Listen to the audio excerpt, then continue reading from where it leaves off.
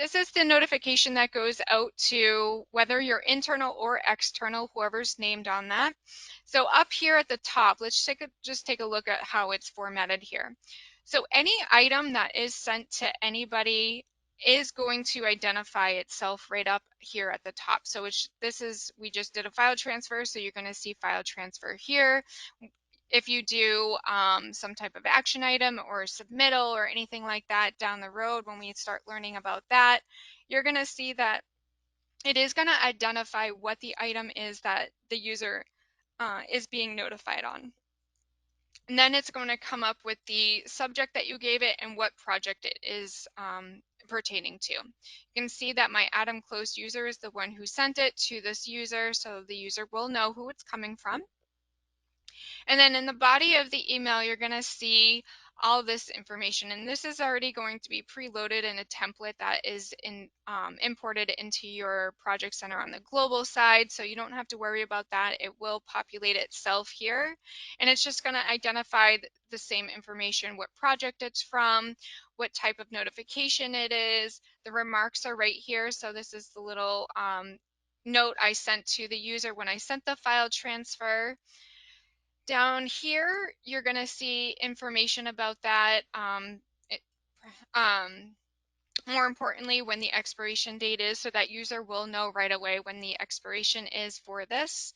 And because I did allow to download from the email notification, you can see that I have a download all files button appearing here.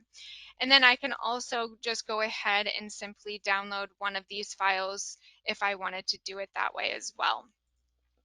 But this is the link right here where it says additional links. This is the link that is going to be provided if you are going to be forcing your users to download via InfoExchange website. So they won't be able to see these files. They'll just see a list of the files, but they won't be able to just select them and download them or use this button.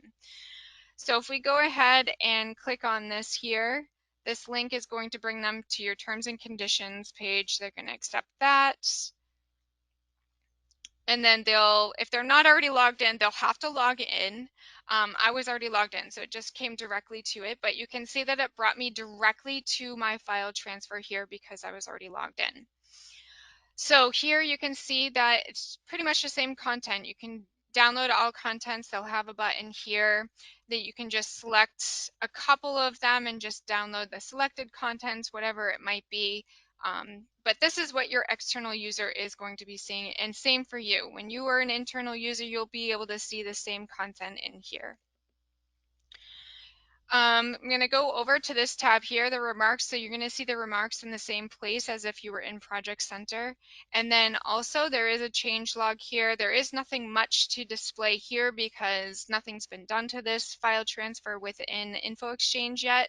Plus this user is an external user, so they're not going to be able to see anything when it was created, who it was created by, and stuff like that, like you would in Project Center.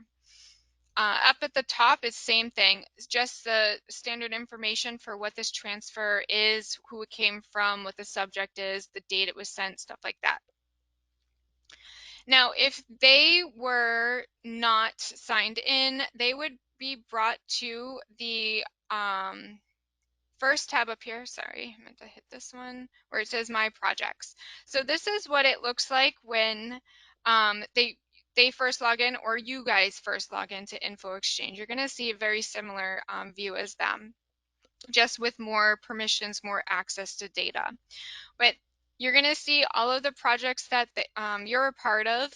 If you are a part of multiple projects but only able to have web access on a few, you're going to see every project listed here, but the ones that you're able to click on are the ones that you have web access for. So the ones that you don't have web access for will just present themselves as some black text, no links associated to them, but you will know that they're still part of your projects. So this user can then go ahead, open up the project, and the project home is going to look a lot like this. Same for you.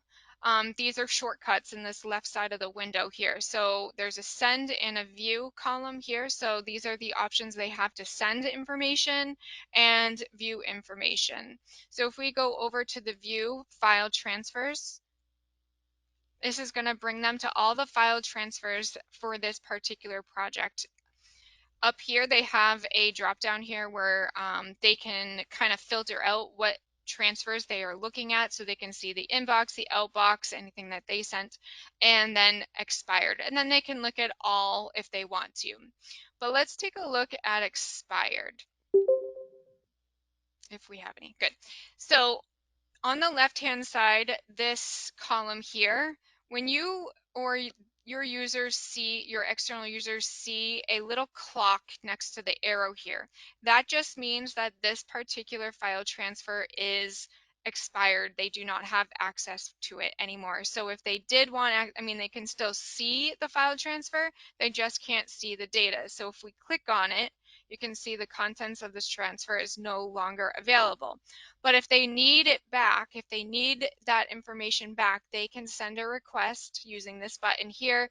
It will notify the user in the to field, so it would be over to the this user here. They would be notified, and they can go ahead and repost the file transfer if needed, or at least post more up-to-date information so that this user can have access to a transfer that is expired. But if we go back home, I'm going to go back to the file transfers tab here. And then you can look at all transfers. So you can see that there are transfers that they still have access to that have not expired yet, with the expires at the bottom. So they can go ahead and open them up from here. So this one in particular, this top one where it says landscape, this is the one that we just sent them.